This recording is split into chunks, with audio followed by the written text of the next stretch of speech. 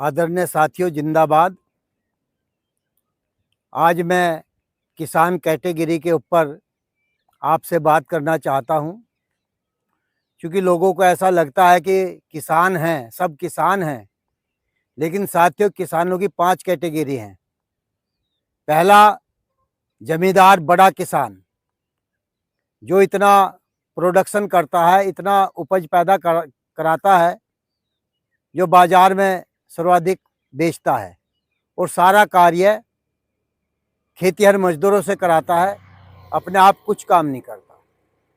दूसरा, सामान्य और मध्यम किसान, जो अपना कार्य खेतिहर मजदूरों से भी कराता है और आवश्यकता अनुसार खुद भी खेत में जाकर काम करता है और अपनी उपज के माल को वह भी बाजार में बेचता है। तीसरा किसान वो साथियों जिसे हम लघु किसान कहते हैं, जो सारा कार्य खुद करता है और आवश्यकता पड़ने पर, जैसे फसल की कटाई है या धान की रोपाई है, उस समय खेतिहर मजदूरों को भी अपने काम में लगाता है और वो इतना ही प्रोडक्शन कृषि उपज पैदा करता है कि वो बाजार में अपनी आवश्यकता से अधिक को ही बेच पाता है। चौथे नंबर का सीमांत किसान है, जिसके पास 2 एकड़ से कम भूमि है, यानी कि 8-10 भूमि, 8 बीघे से 10 बीघे तक है।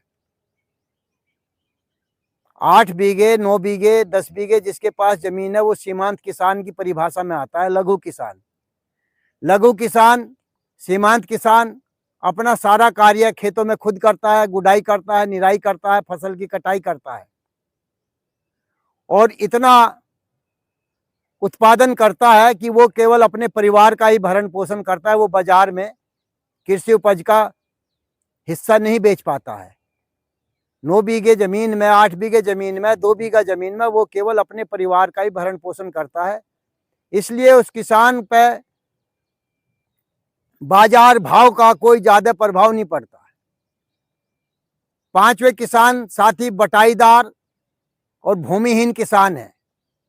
कुछ किसान जिनके पास अपनी भूमि नहीं है, वो बड़े बड़े जमींदारों की नौकरी पेशा, बड़े बड़े अधिकारियों के जो फार्म है, उनको ठेके पर लेकर या बटाईदार के रूप में काम करते हैं और साथियों वो सबसे ज़्यादा उनका उत्पीड़न किया जाता है। सरकार से जो सुविधाएं मिलती है, लाभ मिलता है, उससे वो वंचित रहते हैं। जैसे सरकार सीमांत किसानों को प्रधानमंत्री सम्मान निधि के तहत कुछ आर्थिक लाभ की सहायता पहुंचा रही है, लेकिन बटाईदारों को अभी तक कुछ नहीं मिल रहा। 5वां किसान वो है जो भूमिहीन किसान है। भूमिहीन किसान बड़े जमींदारों के खेतों खलिहान में काम करके ही अपने परिवार का भरण पोषण करता है और उसको कुछ इलाकों में तो न्यूनतम मजदूरी भी नहीं मिलती। उसकी दुर्दशा ज़्यादा है और कमर तोड़ महंगाई में वो बिल्कुल बेकार है।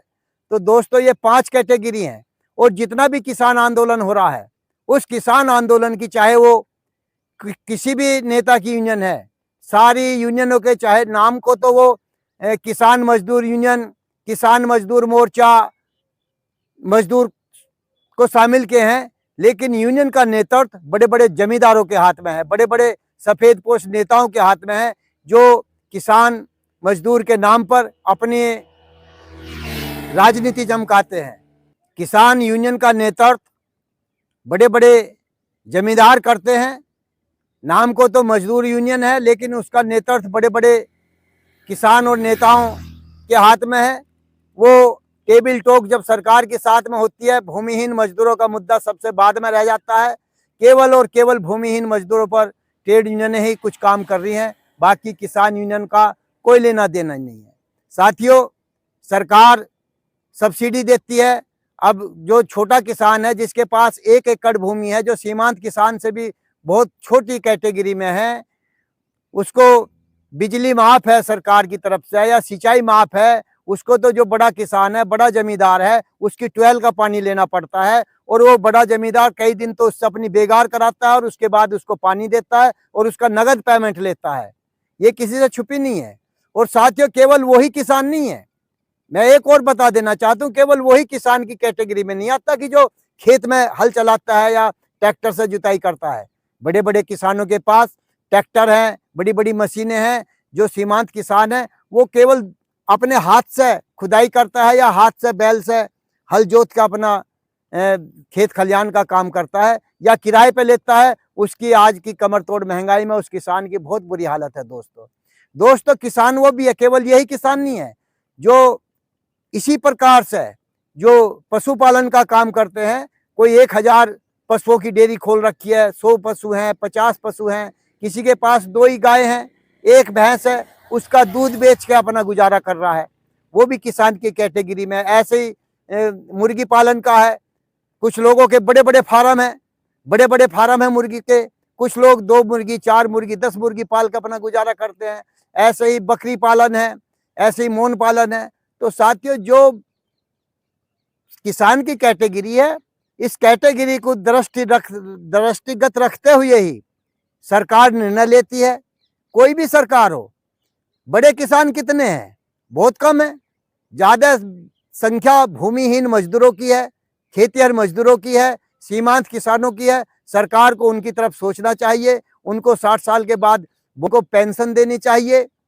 उनको तीज त्योहार पर, होली हो, ईद हो, उस पर बोनस देना चाहिए। तभी छोटा किसान, खेतिहर मजदूर अपना भरण पोषण सही प्रकार से कर पाएगा। आंदोलन पर मेरा मानना यह है, यदि सरकार हमारी मांगों का संज्ञान नहीं ले रही है तो हम लोग सरकार के खिलाफ मतदान कर सकते हैं। बाबा साहब भीमराव अंबेडकर ने, चाहे वो जमींदार है, चाहे वो भूमिहीन मजदूर है, चाहे वो अमीर है या गरीब है, सबको वोट का अधिकार दिया है और वोट की चोट से सरकार को हम सबक सिखा सकते हैं। लेकिन दोस्तों किसान और मजदूर जाति, बिरादरी और मजहब के नाम पर बटा हुआ है, इसीलिए उसकी कोई सुनवाई नहीं है। कोई भी पॉलिटिकल पार्टी केवल चुनावी के दौरान मजदूर मजदूर चिल्लाती है और चुनाव होने के बाद विधानसभा या लोकसभा में मजदूर के संबंध में कोई क्वेश्चन भी नहीं उठाया जाता। मैं इस बात को कहता हूँ, सरकार पहले क्यों नहीं सोचती, पहले क्यों नहीं करती? तो आंदोलन की दिशा और दशा तय करने में भी बड़े किसान नेताओं का हाथ है, छोटे किसानों के नेताओं से कोई सलाह नहीं ली जाती। जैसे राष्ट्रीय सीमांत किसान मजदूर यूनियन है, राष्ट्रीय सीमांत किसान मजदूर यूनियन का नेतृत्व अमरपाल चिंदोड़ी, सर्वेश ढडरा, इकराम खेड़की, हुकम सिंह मल्लापुर, सुरेश गुराना, ये तमाम लोग कर रहे हैं। और ये लोग राष्ट्रीय सीमांत किसान यूनियन के संस्थापिका स्वर्गीय पूनम सिरोही, मरहूम बाबू खान के सपनों को पूरा करने के लिए दिन रात ईमानदारी से मेहनत कर रहे हैं और अपनी यूनियन का झंडा साइकिल पर लगाकर पैदल मार्च कर डीएम को ज्ञापन देते हैं, सरकार को भेजते हैं, माननीय मोदी जी को भेजते हैं, माननीय मुख्यमंत्री जी को भेजते हैं। और हमें उम्मीद है खेत सीमांत किसानों का और भूमिहीन मजदूरों का भी ध्यान मोदी साहब रखें। और मैं तो दूसरी पार्टियों से भी कहता हूं, भाई यदि आप लोग सत्ता में आए तो आप भी भूमिहीन मजदूरों का सोचें। देखिए मनरेगा का कानून कांग्रेस सरकार लाई, काम का अधिकार कांग्रेस सरकार ने दिया, ट्रेड यूनियन एक्ट अंग्रेजी हुकूमत ने दिया, भोजन का अधिकार कांग्रेस ने दिया। आज कुछ लोग सोचते हैं कि जो राशन बंट रहा है ये मोदी सरकार बांट रही है। तो दोस्तों इसके भी बहकावे मत आना, ये कांग्रेस ने लड़ाई लड़ी थी और ये तब पूरा हुआ था जब भोजन के अधिकार पर अनुराधा कलकत्ता बंगाल की नेता है जो पश्चिमी बंगाल खेत मजदूर यूनियन का संचालन करती हैं। जिस प्रकार से राष्ट्रीय सीमांत किसान यूनियन का संचालन स्वर्गीय पूनम सिरोही करती थी, इसी प्रकार से अनुराधा जो बंगाल की वरिष्ठ मजदूर नेता है, बहुत बड़ी नेता है, और उन्होंने ये लड़ाई लड़ी और इस समय मनरेगा पर लड़ाई लड़ रही है। बंगाल में अनुराधा पश्चिमी बंगाल खेत मजदूर यूनियन की नेता लड़ाई लड़ रही हैं, इधर सीमांत किसान मजदूर यूनियन की लड़ाई सर्वेश ढडरा, हुकम सिंह लड़ रहे हैं। स्वर्गीय पूनम सिरोही ने इसकी स्थापना की थी, उनका सहयोग करती थी रीता सिंह, अमित, सुरेश, नीरज, तमाम लोग आज भी मदद कर रहे हैं। तो दोस्तों अगली वीडियो में मैं यूनियन का गठन कैसे करें, ट्रेड यूनियन एक्ट के ऊपर अपनी बात रखूंगा। यदि आप लोगों को हमारी बात अच्छी लगे, वीडियो अच्छा लगे, तो अपने साथियों को भी शेयर करें, फॉरवर्ड करें, सबको बात पहुंचाएं। और साथियों यदि मेरी वीडियो आपको पसंद आई हो, अच्छी लगे तो मेरे चैनल को सपोर्ट करें। धन्यवाद। जय हिंद।